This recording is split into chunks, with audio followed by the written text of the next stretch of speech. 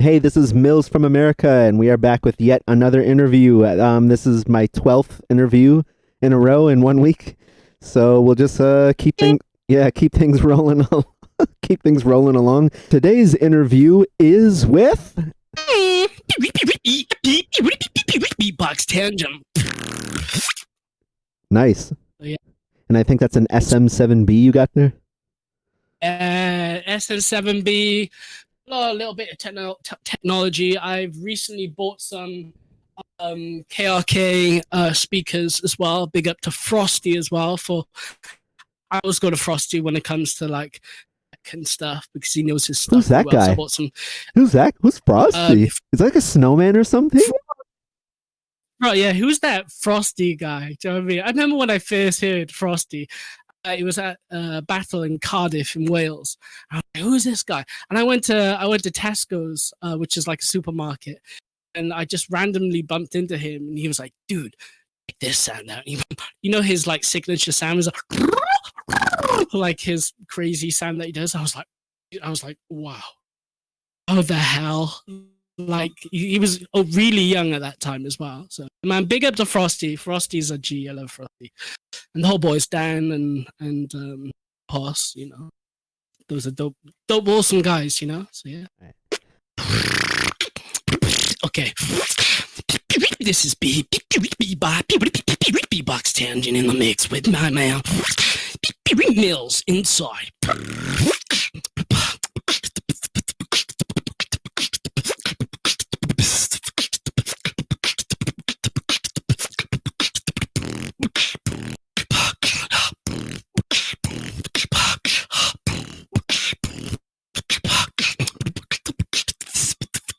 I want to get up and do my thing.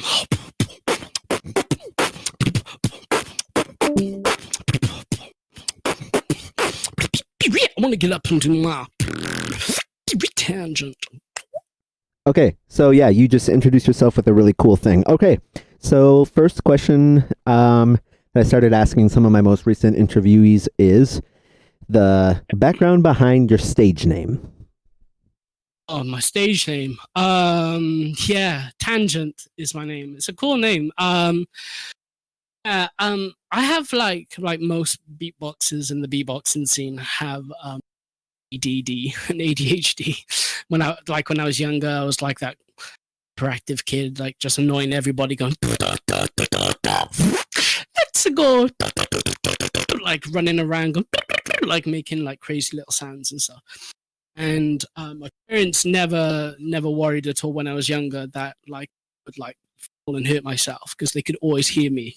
So I was quite hyperactive when I was younger. When I went into school, I didn't do so well in school because I had ADHD, ADD, and like I was making all these crazy noises, annoying everybody and my teachers. And I like when I left school, like at the age of it's linking how I got into beatboxing, how and I got into hip hop and like music at a very young age, and I was looking for a name. I was looking for a name because like at that time when I started beatboxing, everybody had like cool names like Jack with Hobbit and MC Zany and these guys and so on. And I need a good catchy name. And I was at a friend's house in Cardiff, and I said, "There's like, do you know what? Every time I beatbox, I go off on a tangent." Because like I can't focus on one thing and my mind gets distracted into beatboxing, so I just I just go off on a tangent. And my friend was like, oh, that's a good name, Tangent, you should use that, Tangent. And then on that name just stuck with me, and I was just like, okay, I'm gonna call myself Tangent. I started off calling myself like Exile Beatbox and a few other crazy names as you do. But I just felt Tangent stuck with me, and just been using that name ever since. And it's cool and catchy. I love scratching my name like Tangent, beatbox Tangent, and stuff like that. It goes really well.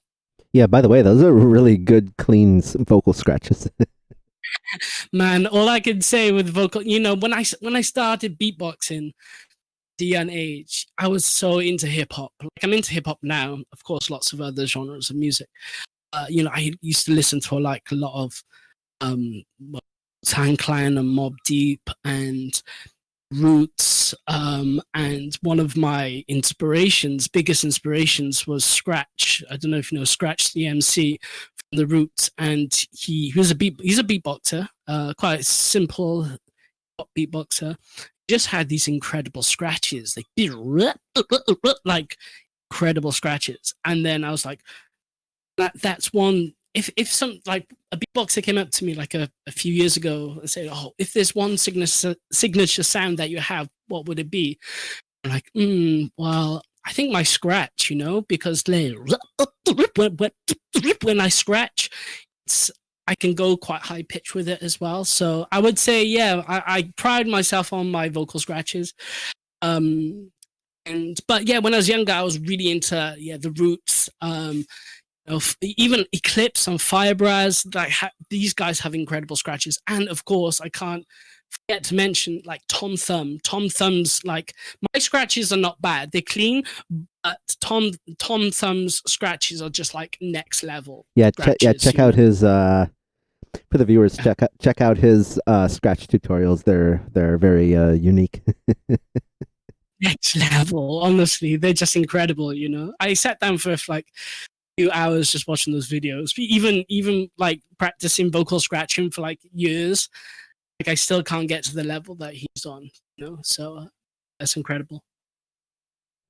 Cool, great. Okay, a non-beatbox background about yourself, however you feel comfortable. Grew up in a musical family, practically. My father, he's a rocker, plays guitar. He's into music like Shadows and Beatles and stuff. So have you shown him lo-fi vocal disc stuff?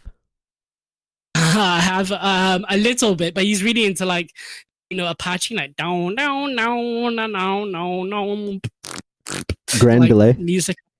Yeah, he's like down down down. I might actually remix it on my laptop, my loop station, and then play it to him, see what he thinks. But we jam together quite a lot actually, which is really cool. So yeah, my father heavily into music when he was younger, still is. And my sisters, also the same. One of my sisters plays the violin, my other sister plays like the flute and stuff. And that was my primary instrument, actually, flute. In fact, about a few months ago, I actually still sometimes to this day I still do some flute jams on Instagram Live, but I have a lot of classical sheet music, so it's not like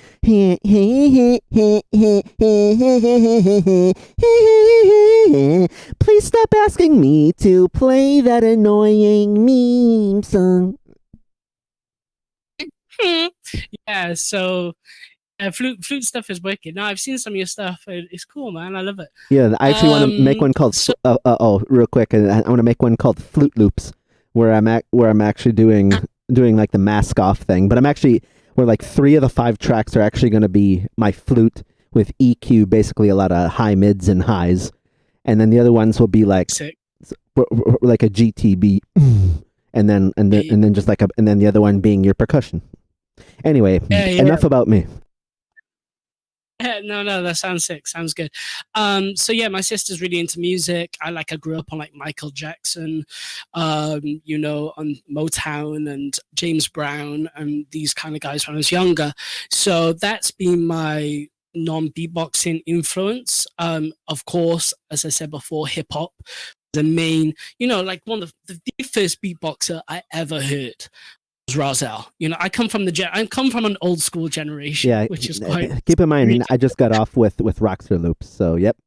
Trust, we were extended. Like yeah, we went into Rockstar Loops. I'm sorry, Rahzel. Yeah, just all of them. Yeah, and I'm the same generation, man. I grew up watching Rockstar as well, so and I remember watching his battle online. I think still on YouTube as well. His battle against like Joel Turner. Yeah, we actually talked about that. OGs of. He's a little salty about it. Yeah, he should beef? have won that actually. Is there some beef box? Beef box, man. I've seen some beef in the beatboxing scene. It's not so much now, but in the early days, there used to be quite a bit of beef.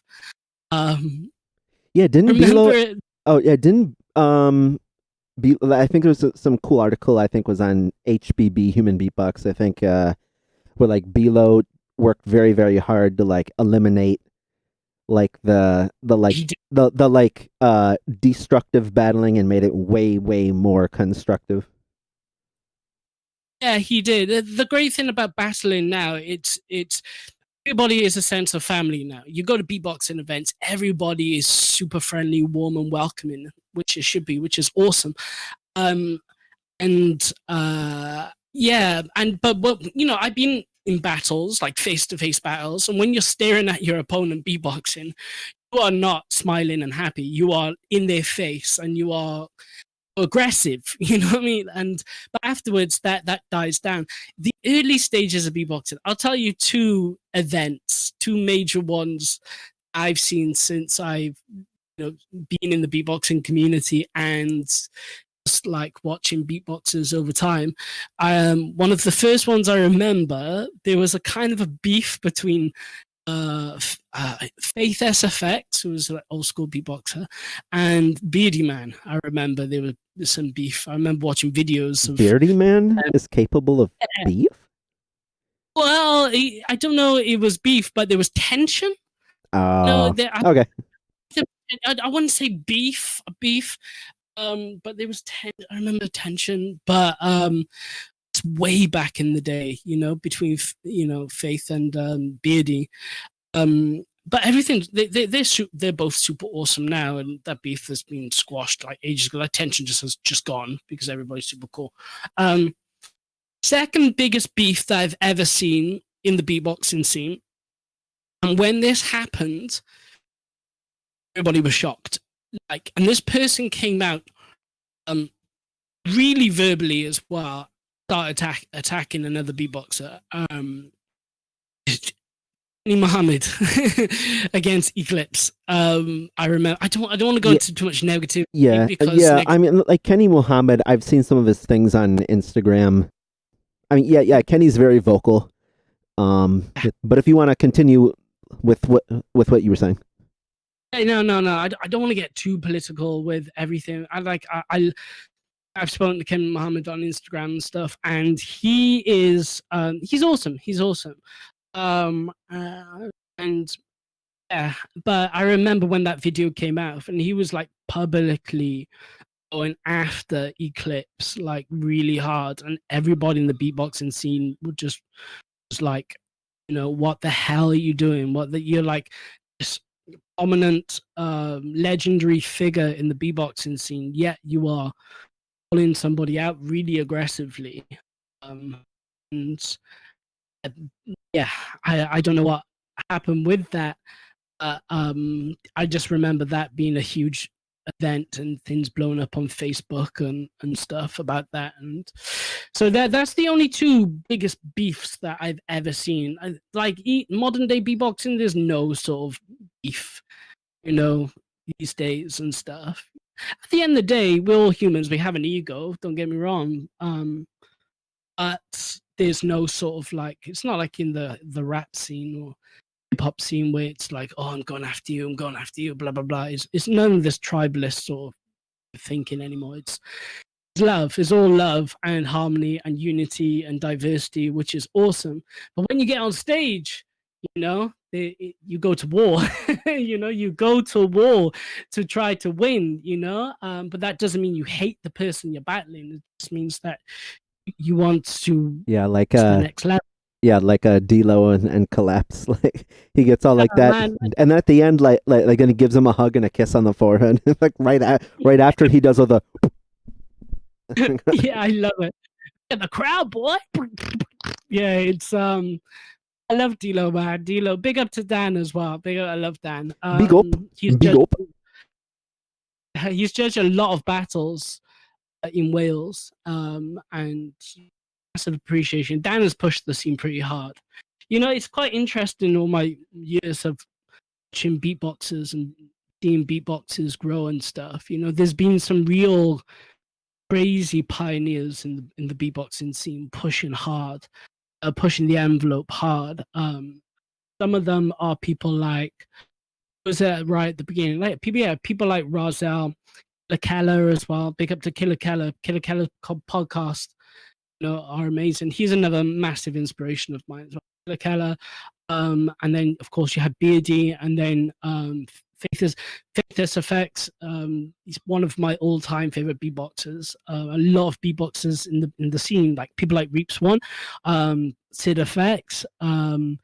Else like take the inspiration from Faith, because Faith was a huge pioneer back in the day. And then you got other people coming through the scene. Then you got people like Crean Effects pushing stuff. Then you got Reaps One, who, man, he massively pushed the scene forward. Like, his style, never heard of his, we never heard of his style before until he started pushing the envelope. And who else? And Dan's he's doing it now with a load of other beatboxers. The UK scene's always been quite strong. It's always been. You think of people like Ballsy, Hobbit, Zany, like these guys. Shlomo as well. Shlomo push.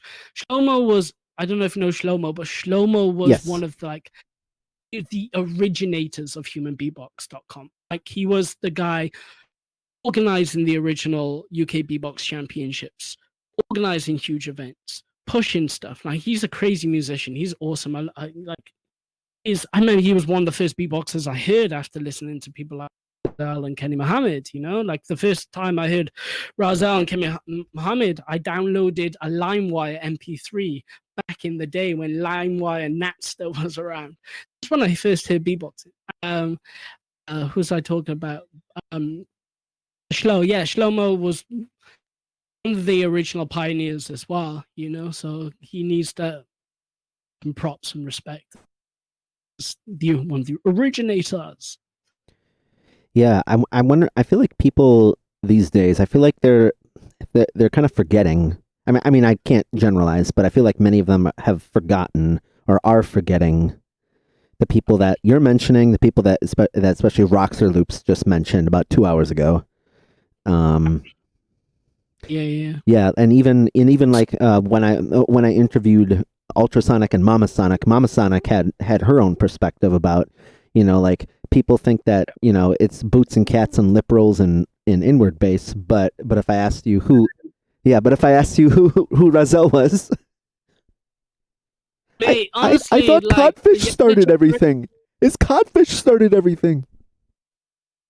Oh my god, man! This frustrates me a little because, like, I've been watching the scene since 2005, like, nationally and internationally. Like, it only got to like 2015 when the Welsh beatboxing scene started growing. So, yeah, I've been watching it since then, and the pioneers of that day were people like, as I said, were pioneers like. The number one beatboxer that I think is totally underrated and deserves all the flipping props and honorary you can get, in my opinion, is Hobbit. But he was there back in the day organizing stuff, like back in the day. Him and Yason as well, Yeah, I'm actually trying to schedule a time with him to come on. He'll have a lot of great stuff to say.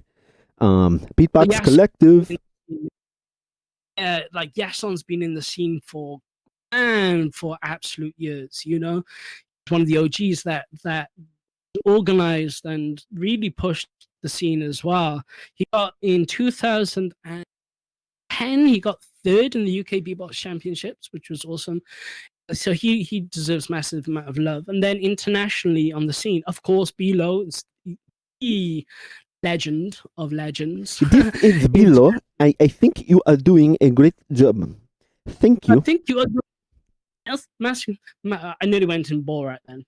Which I should. Yes, very nice. This a bit the box. He does a nice beatbox. Yes. Oh yeah.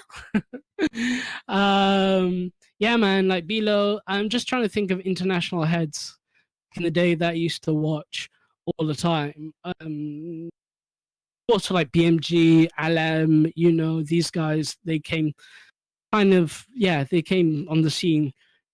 I wouldn't say right at the beginning, but they were on the scene quite early. No, it's definitely evolved. People like Abra as well from Japan. I remember watching a lot. LOS, Mike Spawn, I used to watch a lot from France.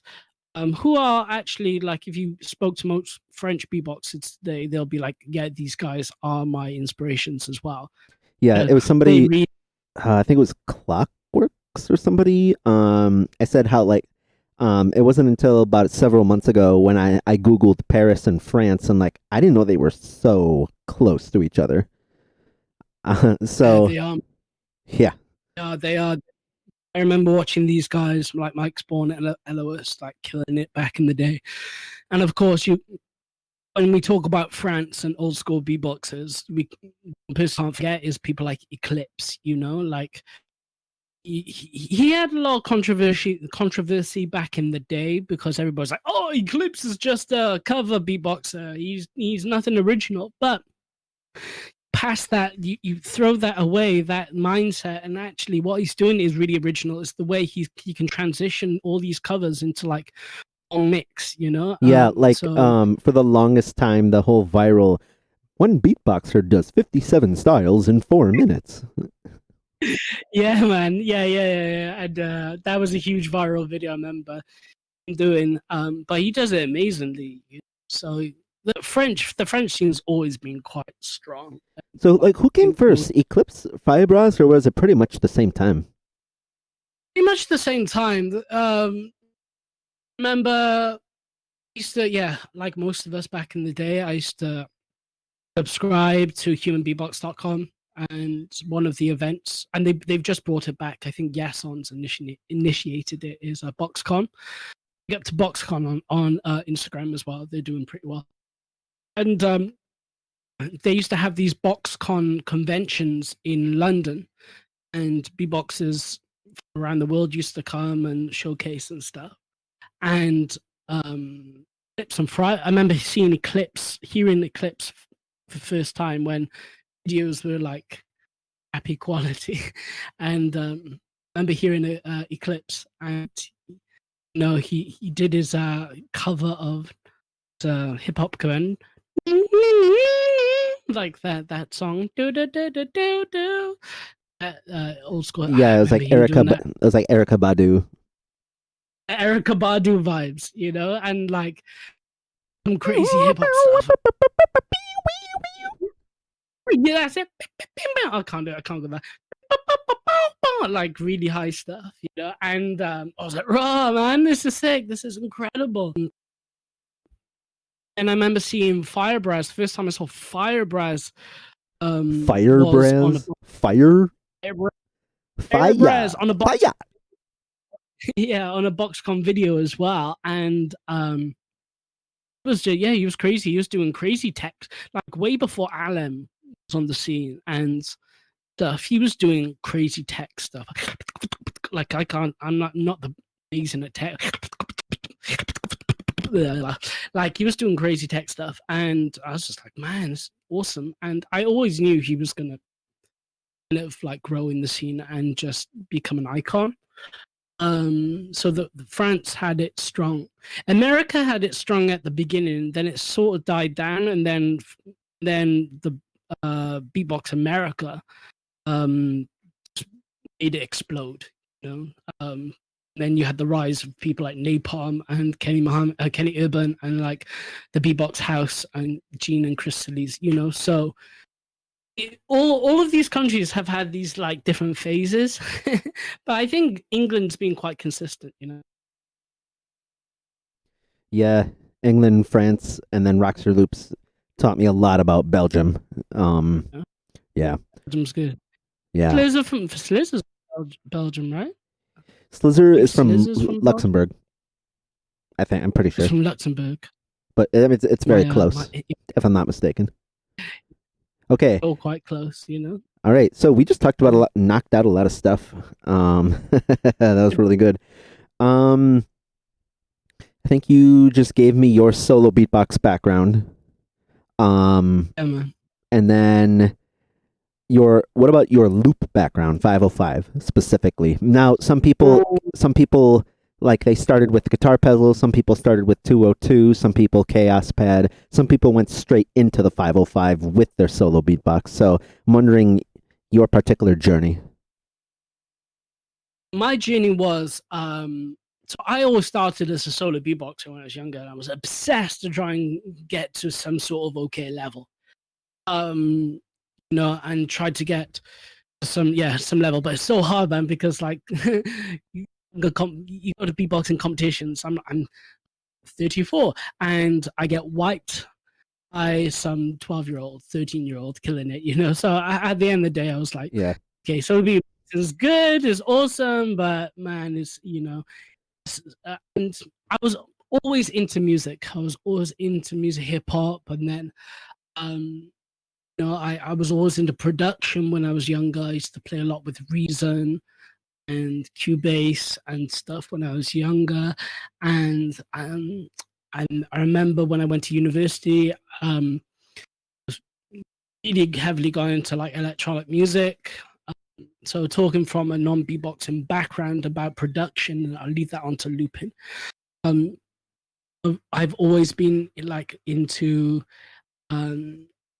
just different DJs and productionists and stuff. So I grew up like in the 2007 2008 era.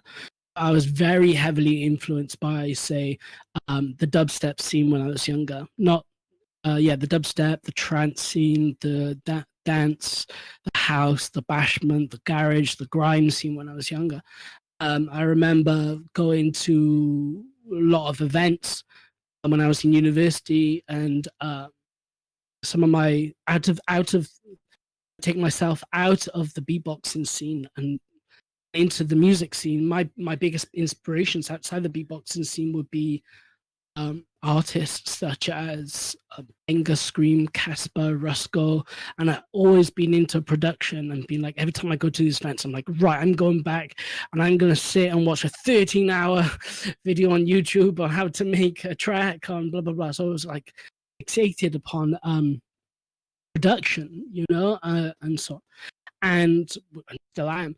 I was like, oh man, it takes a long time production, and you got to buy a lot of technology and stuff. And when it came into looping, the first looper I actually saw online, the first looper I saw was, and who blew my mind, and is still, I would place him right at the top, my number one inspiration, looping inspiration, and he still kills it now, even though there are beatboxers that are doing crazy stuff, looping and stuff. My inspiration is the Pete Box. The Pete Box for me, I remember watching his videos when I was younger, and I don't know if you heard his track "Shalom, Shalom, Shalom, may peace be with you," that he does, and he did it on a jam, man. I'm talking about this like small little foot pedal box, and that and he knew the timing with it without a metronome. And I remember watching this, and he made it into some electro thing. It's on YouTube. Go and check it. Charlotte, his video Charlotte, is just incredible. So Pete Box for me has always been like a huge inspiration. Then of course, then you have Beardy Man coming on the scene and like in it with chaos pads, and so this took my element of like, oh man, rah, this is awesome production. I can actually focus my love of production and music, and then focus that on looping and stuff like that. So the first bit of technology I ever bought, because I was inspired by people, was the Jam Man. Was a Jam Man. I remember just sitting in my room with this little pedal, making horrendous rhythms with it and trying to learn and so on. And so yeah, the Jam Man was the first bit of technology I bought. Then after a while, and then of course, like all of us beatboxers were subscribed to swissbeatbox.com, and Beatbox TV, Beatbox America, and loads of other cool, up to Beatbox International as well, Beatbox International and Path and stuff. We're all part of the scene now. And then of course you the RC505 came on the scene, and I remember watching MB14, the first in the loop station beatbox battles, and then watching other people use it. I remember hearing it live for the first time. Somebody using the 505 live for the first time was by a guy named who's actually really one of my really good friends as well. Who's a Welsh beatboxer, a guy called Mr. Formula, Ed Holden. Oh my God, he went to my school. He went to my school. Oh my God, he went to my school too. Where did you hear that? And most of the YouTube comments section, like for example, his GBB 20 wildcard.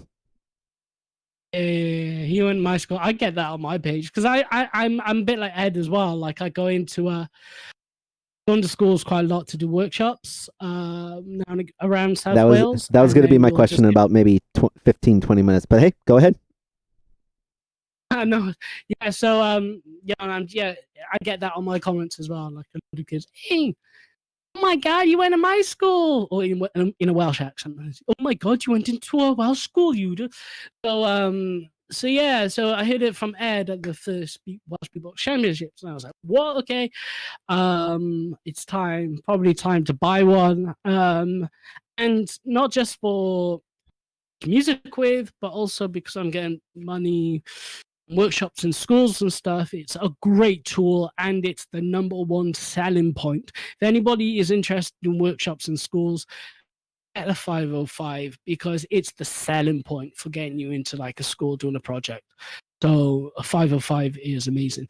So yeah, listening to MB14 and of other beatboxers, and then just watching it grow, watching Thorson, watching Swiss beatbox community grow with it, and the looping scene grow, because back in the day, for 2013-14, there wasn't really a looping scene. There was a beatboxing scene, but like the people that you watch looped were people like Beardy and Box and stuff. But there was three main. I tell you another person who was one of my biggest looping inspirations. I saw him live in Bristol. Three loopers I think that predate the Swiss beatbox looping scene that were three key icons in my opinion. There are a few, but three key icons with Beardy Man as well. Is Dub-FX, which I saw live in Bristol, and he blew my mind. He's not really a beatboxer. He can make some cool beatboxing sounds. He's more of a vocalist. Xander, I remember watching lots of videos. Xander, incredible artist from UK as well. And Beatbox, but even people like Shlomo as well. Shlomo also made some awesome looping stuff. And then of course you have people like Firebrows and Eclipse doing lots of cool looping. So yeah, I suppose that would be my inspirations in terms of like box loopers, but it's always growing, there's but at the end of the day, like anything, you can't forget the founders, the people that pushed the scene and are still pushing the scene when it comes to looping, not just the mainstream box loopers that you see on Swiss Beatbox, Yeah, like I've been trying very hard to push the scene on looping. Like my vinyl flick isn't the UK way. It's like where you can take like a grand delay and vinyl it all the way down to like 70, and then you can make it sound like this Italian harp vibraphone, and then you sing Italian opera over it. Yeah. One of the things I've been trying to learn is that, as you said, with granular delay and maybe put some reverb on it, when you bring it right down into like really high octaves. So you actually can't put reverb on. You actually can't put. You're saying like T affects the reverb. Yeah. T affects the reverb. Okay. Yes. T affects. And when you bring the octave really high, you can start tapping it, and you can sound like harp sounds. Like, let me show you really quick one. Can basically create this like crazy harp sounds, and you can start like tapping. You can start tapping the microphone, and then you can just make these crazy harp sounds. Bum bum bum bum bum bum bum bum bum. I started tapping the microphone that to make these harp sounds, and then and then you can make it into like a harp, so like this. Can you hear? Like that. And then I put into reverse.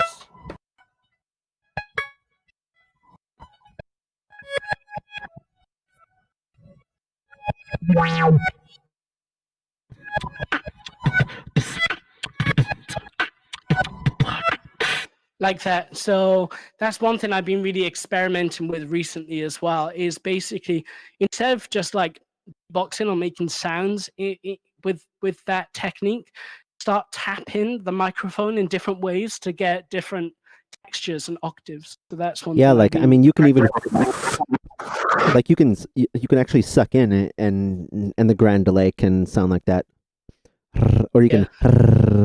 It's like on my lament routine. You can make it sound like a.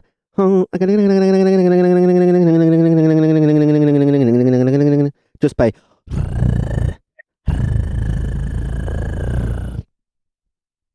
Yeah. There's so many techniques I can use with it. It's just all about experimentation. But filter's the other big one. Yeah, filter's good. I try to dive. Oh man, like sometimes I get fixated on one sort of like effect. I'm just right. Gotta diversify. I'll start experimenting with other ones. So I think this day now there are so many more YouTube videos happening with beatbox and beatbox looping. Specifically. Yeah, like for I started. looping. Yes, like I think I'm up to like 12 505 tutorials, and then I also and then just before the interview thing, I started doing this voiceover reaction analysis. We're actually just listening, kind of like pause the screen, and then they can hear my analysis over it. So yeah. Big up to you, man. That's awesome in terms of tutorials. It's always been like, I don't know, back in the days, always been a bit cagey. I always felt when it comes to looping and sharing ideas. I'm always sort of like, yeah, man, this is what I do. This is how you do it. So I have so much respect for people like Frosty and stuff, because like I'll say, oh, Frosty, this sound, how do you make that sound? And he always shares, always shares. And yeah, he's the community like that. That's love.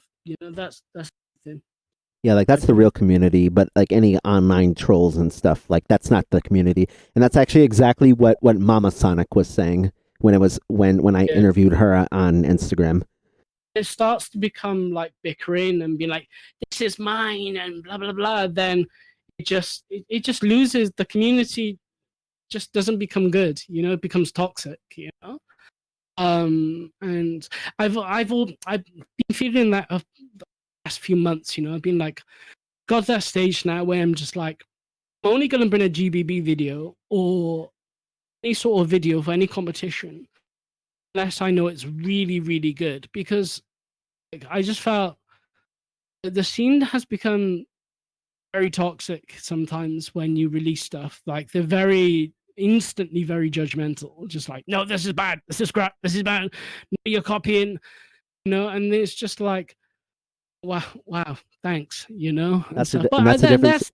That's the difference between filtered. That's the difference between filtered listening and active listening. 100, man, 100. And for me, it's like I love the looping scene, I love the beatboxing scene. But when it starts to like evolve into that element of toxic, like, being toxic like that, then I'm just like, but whatever. Maybe it's because we're older. Like maybe it's because we're in like the 30+ crowd. Yeah, that's it. We're the old man gentleman club. We're like, ooh, trying to, even when I like go to beatbox events and I hear it live, I'm always like, right, is that the phaser at the resonance of 60, or and how much slice have they been using on that track? It's just becomes sort of that mentality. It's cool. Yeah. Okay. So, Yeah. how is your solo beatbox now? It's better. And my sound action has definitely diversified. I've been saying this to a lot of people. I kind of wish that I can like take all my sounds, all my rhythms, all my routines right now and send it back to myself when I was like 16, or like 17, and be like, because then I'll be like, man, I can kill the scene. Um, yeah, it's better. It is much better now. Our rhythm's got much better, and just having like a loop station where you have a metronome, you can practice all the time. I think the main thing with beatboxing is that you gotta practice with a metronome. That's why people like Alem and Alexinho, and Reaps, and Hobbit and like Napalm and Amit are like so good because they sit there probably for hours, literally listening to a metronome and just play around with it. I think it's got much better, but it's still room for improvement. Okay. All right. So you answered. I think you pretty much answered my next question. Was going to be your experience with the UK and like the old school versus new school. New school. Um, Interesting. yeah. So I mean, like you definitely talked about like trends of old and like new, and like you just got done using like loop examples in the new school. So we'll move on if that's okay with you. Yeah, cool, man. Cool. Okay. Next one is your looping style. My looping style. Looping style is that I like effects and I like experimenting with effects and so on. I like musicality a lot. Yeah, there's a fine balance between like making tracks so like really dirty, like crazy granular effect at like 90 with feedback at like 100, like sort of things like that. So I do like the hard stuff. I like musicality, and I like structure and build up and rhythm, a good foundation, a good rhythm, and so on. um that's why I listen to people like Beatbox, but even to people like Bellatrix, and Grace Savage, and these people. They have amazing musicality, so I try to learn a lot from that. Um, and so yeah. Okay. Something not about beatbox that I have. You might be the only one I'm actually gonna ask this is are you still doing an acting career? Because I think on Instagram I saw some posts on that and I was like, dang, representing in the Yeah, yeah, in the theater community. yeah, 100%, man. So I like because I call myself Tangent. I like to diversify my artistic expression as much as possible. Of course, I am a beatbox nerd. Like I am a beatbox fanatic. Like people in the beatboxing scene. And when it comes to solo beatbox and looping, I like to, as I said, I like to diversify myself. Like went to art school. I started painting and drawing. Then I moved on to video and installation and production, performance art, and so on. So I like to my fingers in many pies. So I paint, I draw, um, try to make conceptual art based on different subjects, um, and I also love acting. I love performing. I love acting. So I've signed up to quite a few TV agencies in the UK, doing extra work, and I've worked on productions such as Doctor Who. One of the productions, one called Requiem, which is on Netflix. Another one called Oh, so on Netflix, like you're saying that I could easily just like go on right now and like type Requiem and then like you'd be in multiple episodes or seasons or I what? wouldn't say I wouldn't say multiple episodes. I would say in a few episodes of me one scene of a close up of me as well, looking shocked. So there's like, yeah, one or two scenes. And do you know what? It's interesting doing TV extra work because I just said, oh, I'm just going to do it because, it's a fun day. I get paid for it and they give me food and I meet people and I act.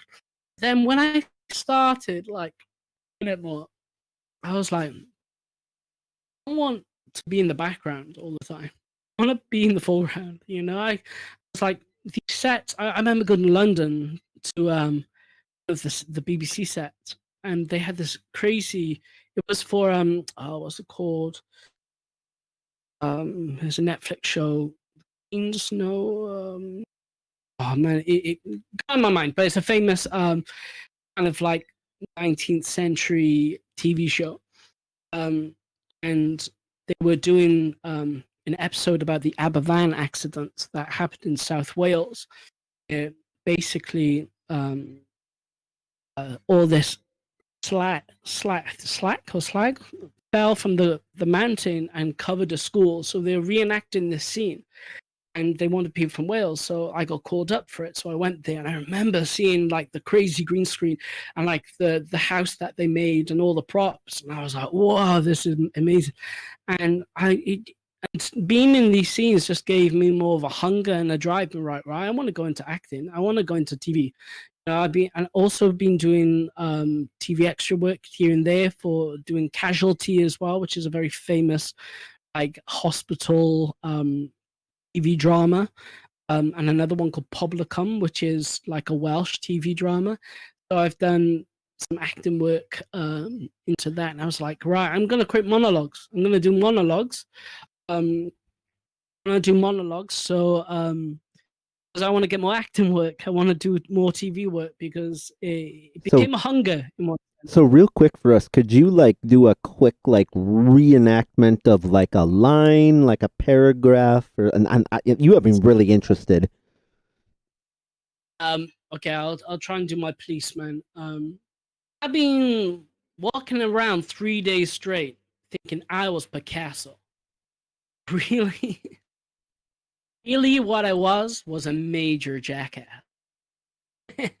So that's one line from a monologue that I've been doing. I'm trying to get my sister as well, who's a writer, write out for me some characters. I will say think this. the famous one I've done is the police officer, the police Okay. officer. Someone I told, someone actually, I've been telling some people for a while, I actually have this fictional beatbox loop movie script. Not like a full script, but like a plot. Basic plot, basic synopsis. And basically, there's this little girl, she grows up, stumbles on YouTube, beatbox, gets a loop, finds loop stations, gets a loop, practices for years. Her father gets cancer. She goes and wins GBB vice champion, and when she comes home, the father breathes his last breath, and like the last part of the soundtrack is the boom boom boom boom. Yeah. And at this time, her father passes from the cancer, and then direct cut. That's dope. That's dope, man. Roll to credits after that. I love that concept. That's if you ever get that underway, man, like the only thing is like budgeting. I don't know. I might have to get a loan from the bank or something like that. I don't know where it's gonna get shot. I'd have to get extras because I would like to reenact like the actual GBB. I would wanna. That will cost. Say quite a few thousand. You can also always approach studios. Another one. Yeah. You can write. Produce studios with it, and then on a team, and then direct it. That's because that sounds like a very original idea, and you can have lots of character development with that and lots of plot twists with it. Whether it be a film or even like a TV show, like a 6-part TV show. Yeah, I thought about like TV. I still have to do a lot more thinking of exactly how I would chop that up into an episode. I could turn it into an episode, Mm. but I would need more experience trying to. I don't, because here's the thing. For most of my life, I've honestly been way more into a one straight film. You start like an hour and a half, start to finish, boom. None of like these TV things where you have to chop it and you have to get a cliffhanger at the end of every one. Okay, are you still watching? Okay. Okay. You have 5 seconds to decide. Whoop. Okay, next episode starts, and then a separate cliffhanger and a separate. So, yeah, I will let you know. You might be one of my first hired actors. That sounds dope, man. My advice to you with that is write a pilot. To pilot, you know, write a pilot, the plot and everything, and then research into different studios, and then see if you can approach them with this idea. They might pick it up. Might pick it up because it sounds very original Yeah, and it Mark doesn't. Martin cautioned me though to not try to not like selling rights, but like what's the terminology? Basically, like don't still try to make it mine. Um, It's yours. It's your idea. You don't want anybody to plagiarize your idea. yeah, No? plagiarism and just I guess don't. I don't know. But anyway, the point is like he said, don't be afraid to like Google how to make your own film if possible with a really good working iPhone tripod. Knowing how to film these videos, how to edit these videos. He said, don't be afraid to Yeah. go out there and do it yourself. Um, but if I'm thinking of like all these extras and bigger names, I might have to, Yeah. So I really thank you for your advice of like finding a studio and just it is what it is. So Yeah. Yeah, you never know, man. You never know. Like if you write the pilot, if you get the idea going, you approach some studios who are looking for something original. Then they might take it. They might be like, right, we want you on board with this. So we might want to do stuff. You could do it independently, but as I said, that going to cost a lot of money. Like production, like these studios, you would have to pay your own studio basically if you wanted to like, and you got to hire, as say, the extras and the camera people, the cinematography, which costs a lot of money. So I would write a pilot first and then find a team, find people who are like-minded, like myself, like-minded, um, have that same vision, then do it independently, and then grow that. And I'm sure a lot of amateur actors will jump on board with that because if their names are in the credits, that means more work for them for TV work. So it's definitely something to think about anyway. so next question. Kind of still talking about acting. What does your solo loop and I guess acting future look like? For example, you've mentioned teaching at schools already. So, like, will you be making more GBB wildcards? Will you act more, loop more gigs after the pandemic's over, etc.? Oh man, it's when you're creative, you're always on some sort of creative grind. You grind as much. I balance my life with many different jobs. So um, teach English as a foreign language. I work at universities now and again, helping with logistical stuff. Then I also do my TV extra acting. I do my beatboxing stuff. I do my artwork. So I try to do it as I said before, diversify my creative field alongside my work and everything else. Um, so in terms of beatboxing, one of the main things that I've got in mind is that my house that I'm living in now, I have my downstairs. I have a basement. I'm trying to kit out my basement into some sort of room studio, so I can do more monologues and I can do more cool beatboxing looping videos. I'm only going to, as I said before, release beatboxing videos when in terms of one of my main goals is to kit out my downstairs into a green room studio space, where I can put like blankets up on the walls to like soundproof and stuff, and I can work on acting and more box looping stuff with a green screen as well, because there's so much cool potentiality you can do with a green screen. So I want to do that as well. So in terms of the beatboxing and bringing more, I come to this decision, I'm only going to bring video out when for GBB or beatbox competitions when I feel they are really amazing. I've gone into this mindset now where I'm just like, I don't feel like I want to be pressured like anymore by the beatboxing scene to be like, oh, I gotta get a video for GBB, I gotta get this, because my last time I did that, my last video was so polarizing. It didn't dishearten me and be like, right, okay, if that's what some people think, okay, that's cool. I'm just gonna make music on my loop station. I'm gonna promote it on all my streams once I get it really good and awesome. I also want to, my sister is a singer as well, so I want to record some harmonies of my sister into my loop station, and then with myself, and then make a video with that as well. So that's one of my aims and goals as well. And once I know some videos are really good and so on, then I'll be like, okay, maybe I'll put out a GBB video or UK beatbox video or some sort of video, within it. But yeah, in terms of my future, that's my ideas for my future. For I want to do more monologues. I definitely want to do more TV acting work. Hopefully, when this pandemic has gone away, things will come more and so on. So fingers crossed, man. Fingers crossed. Yeah, especially over here.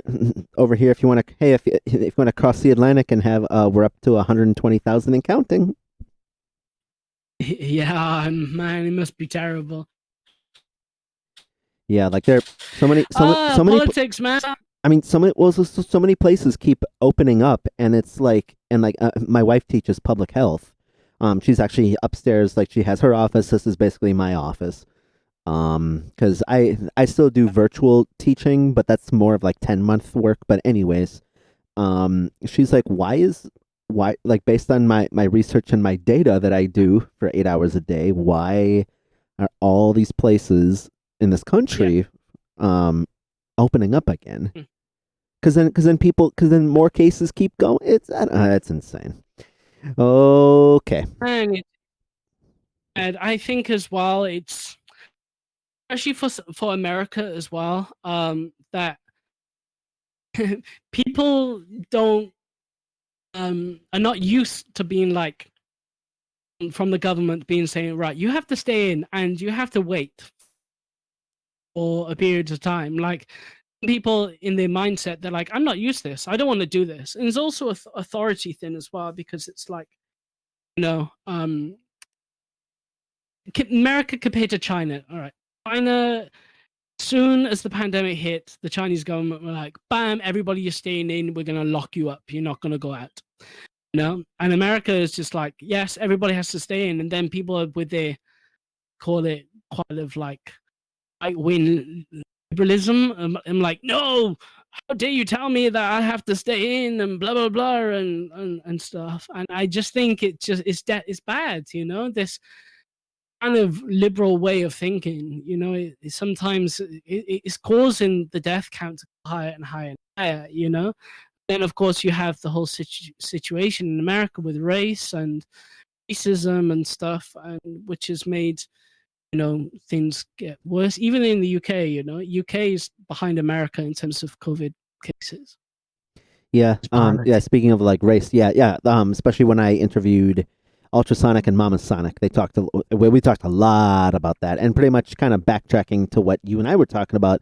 Like, you can know all these Boots and Cats and Inward Bass, but if you don't know who Roselle is and Bismarcky and all them, like, they're all black men, right? Like, anyway. Oh, bro, they are. are the people that they are the rock in which this flipping art form is founded on. Biz Markie, Fat Boys, Razel, Kenny Mohammed, Dougie Fresh, Michael Winslow. Like these are the foundation, and they're all. I'm a big advocate for globalism and for internationalism. Is that the great thing about the beatboxing community has created this amazing family, international family. So politics sometimes is, you go to beatbox events, unless you speak about politics, everybody is together. Like I went to a beatboxing event, and an Israeli boy was beatboxing with a Palestinian boy. Do you know what I mean? Like this is breaking the boundaries of what we're seeing in the world, of being like, oh man, some of these countries are so intense with each other, but like when you go to these events, you get these people from different nationalities hugging, like spudding each other and beatboxing with each other, and it breaks those boundaries down. And that's what you need to have become more or less an international language, which anybody can beatbox, can speak. All right, great. Okay, Wow. Our last two segments for all of my interviewees. And you can switch up the order. Some people, it just depends what they want. Drop a solo loop beat. Any last shout outs? Big up to Napalm. That's a sick beat, man. I like. Oh man, it's hard to do. You can't roll like that.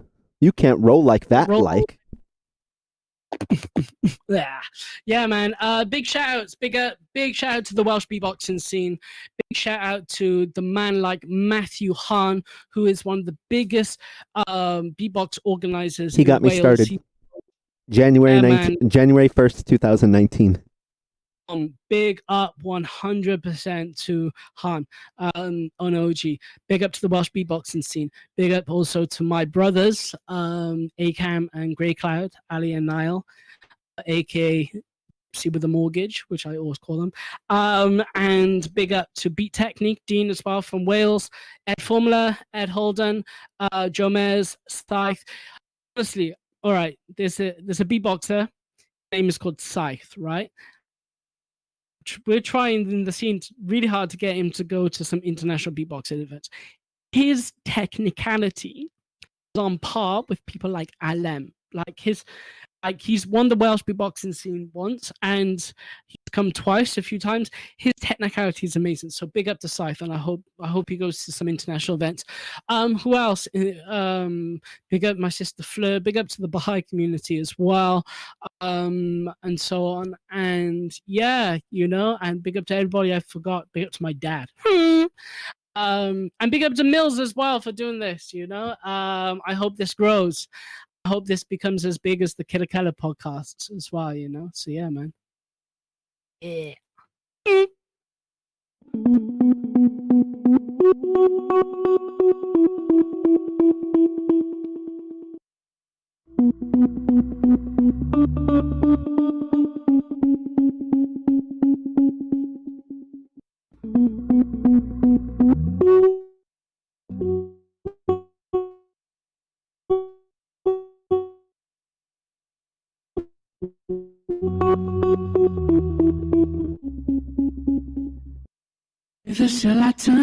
Whither shall I turn? Powerless as I am to discover any other way, except the way that thou didst say. Whither shall I turn? Powerless as I am to discover any other way,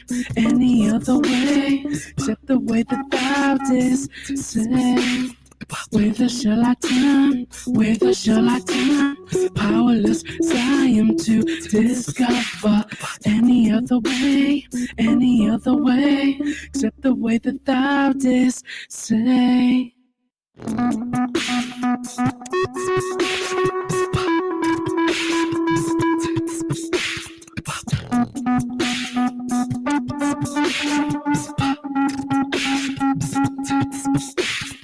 Whither shall I turn?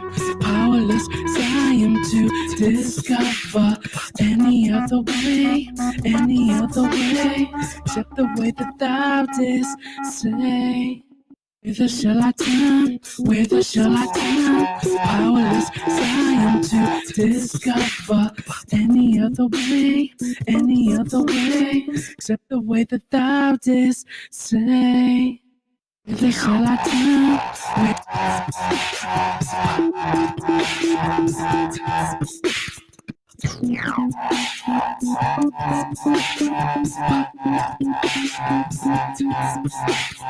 The whither.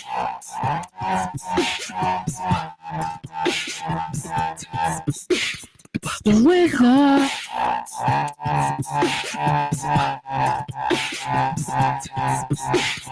The whither. Whither do I turn? Oh my God. Any other way?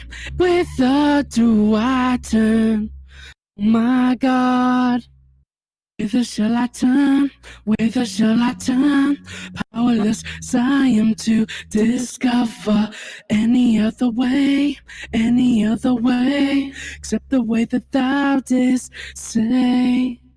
Whither shall I turn? Whither shall I turn? Powerless as I am to discover any other way, except the way that thou didst say. Whither? My God.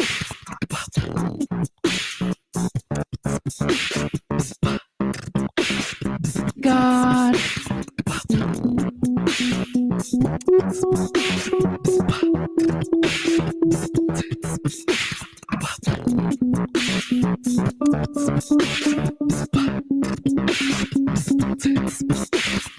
Whither do I turn?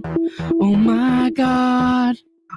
So whither do I turn? Oh my God.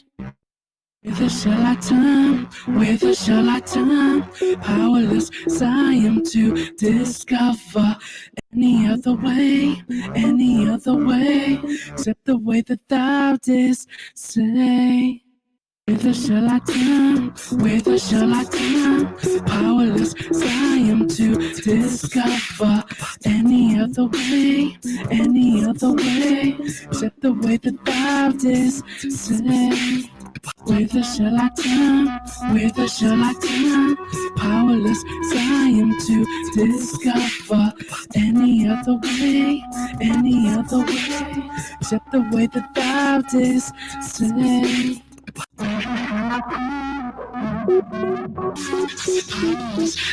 am to discover any other way, except the way that thou didst say. Whither shall I turn?